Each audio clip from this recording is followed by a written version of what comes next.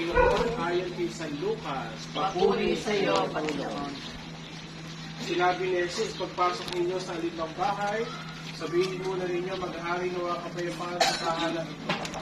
Kung maibigay sa kapayapaan na katira roon, sa kanila kapayapaan. Ngunit kung hindi sila magkakamit nito.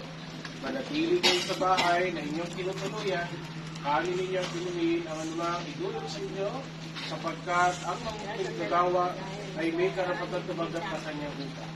Huwag kayo magpapalipat-lipat ng bahay kapag tinanggap kayo sa alinang bayan, kanin ninyo ang anumang ihain sa inyo, pagalingin ninyo ang mga may sakit noon, at sabihin sa bayan na lalapit na ang paghahari ng Diyos.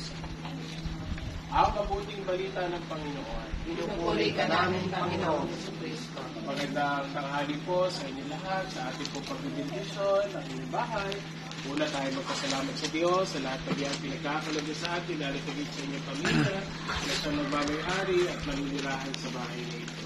Pangalawa, hinigling natin na ang presensya, kapayapaan ng Panginoon, ang manahan sa bahay na ito at makapagtaboy sa anumang maaaring makasagabal sa inyong tahimik na paninirahan dito.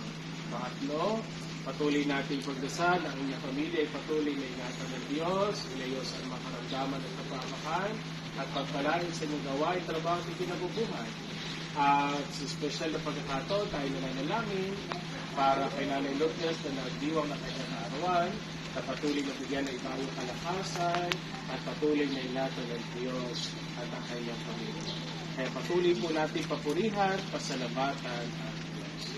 Mga kapatid, halina't panalangin sa Diyos na naman at bukal ng buhay na lahat ng mga mag-anak.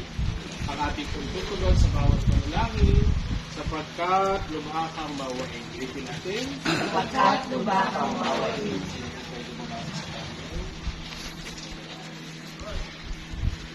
Amang mapagmahal, loobin ng mo kayo rin, magpahalagihan ng tapat na pagmamahalan ng aming tahanan. Pinagulurog namin, Sapagkat lubha kang mawain. amang mapagkalinga, loobin ng maging bukas pala sa lalaki, bukas pala at saka at sawit. Pinagulurog namin, Sapagkat lubha kang mawain. amang Tanggal yata yung ginawa mo. loobin mong maging masigasig ang sa